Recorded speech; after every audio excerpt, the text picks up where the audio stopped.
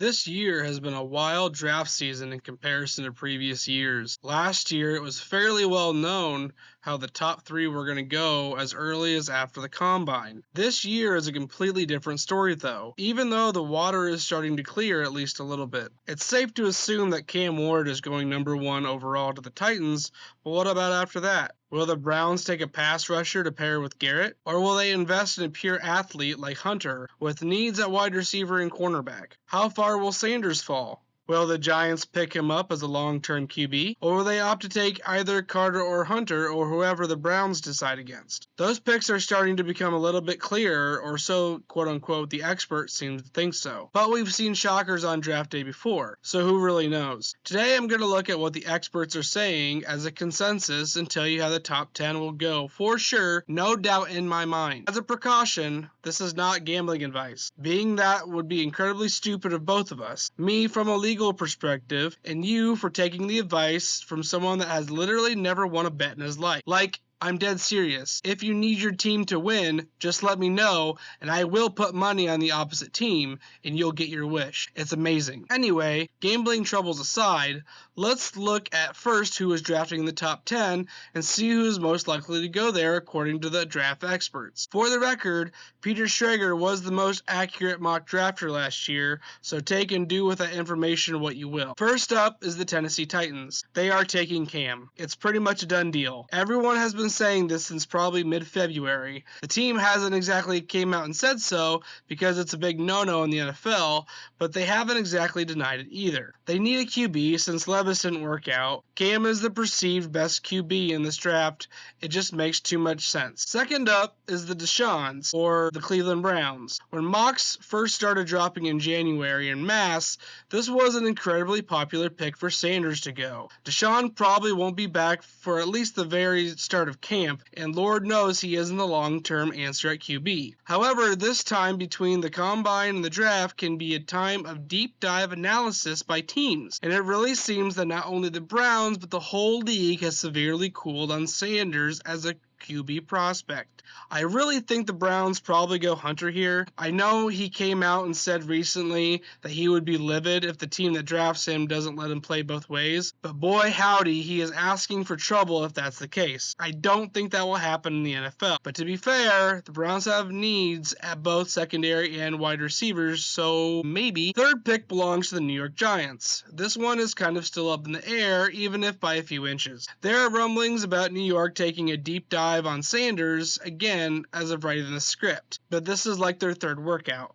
So anything you need to know about Sanders, you probably already know, or you're trying to talk yourself into or out of something. This one feels like the floor for Carter or Hunter, whoever the Browns don't take. Most of the mocks I've seen by reputable sources have the draft falling this way as of now. I mean, it kind of makes sense, minus the fact that neither the Giants or the Browns have an answer long-term or short-term at QB, but you can never have enough pass rushers, so Carter it is. Fourth up is the Pats. This is where things used to get interesting with mocks up till a few weeks ago. Now there is a general consensus that this is where Will Campbell is probably going to go. I mean, it lines up with needs and best player at the position in the draft if you look past his tiny T-Rex arms. It's a match made in heaven. I personally love Will Campbell and wish somehow, some way, he would make it to my beloved Bears at 10, but chances are slim to none at this point. Will Campbell is the pick. Fifth up is the Jags. The GM kind of let the cat out of the bag on this one during the combine, where he essentially said they were going best defensive guy available. And looking at last year's Jags defensive stats, I get it. Mason Graham has been mocked here ad nauseum,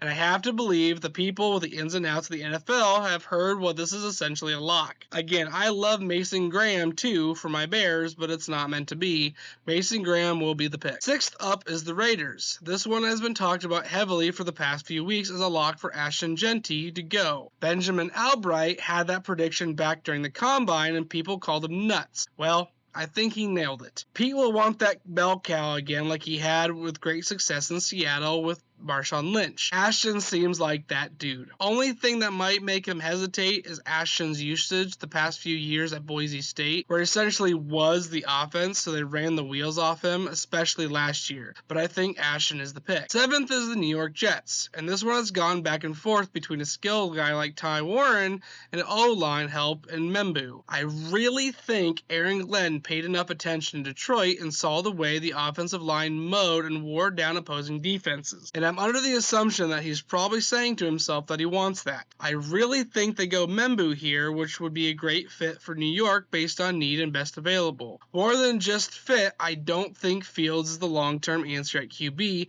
and you really want to start collecting established, talented offensive linemen for when your QB of the future does show up so he isn't beaten to a pulp. 8th up is the Panthers of Carolina. This one has been a little bit more back and forth, and I genuinely believe they are going to take whoever the defensive prospect is that's highest on their board after last year running tissue paper out there on the field every Sunday. In fact, it would not surprise me if the Panthers went 100% defense again like they did a few years ago, hopefully with more success. I think they need a legitimate pass rusher since they shipped Brian Burns off to New York. I think more than likely this ends up being Jalen Walker from Georgia. He has been pegged there for a while now and it seems like a good fit. Top player and high ceiling. Hopefully they have the coaching staff to milk it out of it. 9th up is New Orleans in the new man Kellen Moore. This one is the wild card for me. I think that is the legitimate spot for Shedeur to go after the Derek Carr mysterious injury that popped up, or this could be prime trade down territory for a QB hungry team. The latest mocks are all over the place, with the Athletics' Dan Brugler projecting Tedero McMillan, whom I deeply respect and take his word very seriously, while others like Pro Football Network, which I take a little less seriously, taking Shedeur. Originally, I thought this was a lock for Campbell, the stud linebacker out of Alabama, but that seems to have cooled. I'm probably going to go Shedeur here, if not for the Saints, but for whoever wants to trade up for him. This is one I'm way less confident in, while the previous 8 picks seem set in stone. Finally is number 10 with the Chicago Bears. This is the second wild card for me and not for the same reasons as the Saints. There is so much chatter around Ty Warren going here, but in my humble opinion, the Bears already have a Ty Warren at home in Cole Kmet. They are very similar according to people that know what they are looking at. There is also the smoke around Kelvin Banks Jr., but I'm really cool on him. Again, listening to people that know what they are looking at, he's more of a fit inside, and his feet aren't great to be a legitimate left tackle in the league. I'm going to throw my dart and land on Mykel Williams from Georgia. I think he's a great fit stylistically and body type wise for Dennis Allen's new defense, and he produced, at least more than guys like Shamar Stewart. Listening to Ben Johnson talk the other day about prospects, he specifically mentioned to put on the tape and then judge everything else around that. Mykel is also a stand-up guy and was very well liked at Georgia. There you have it. From a guy that has never played a down of football in his life, that constantly loses all bets placed, and is mostly talking out of his rear end, these are the for sure concrete top 10 picks that will be turned into Goodell on Thursday. You're welcome. You can now skip the first hour and a half of the first round and miss nothing.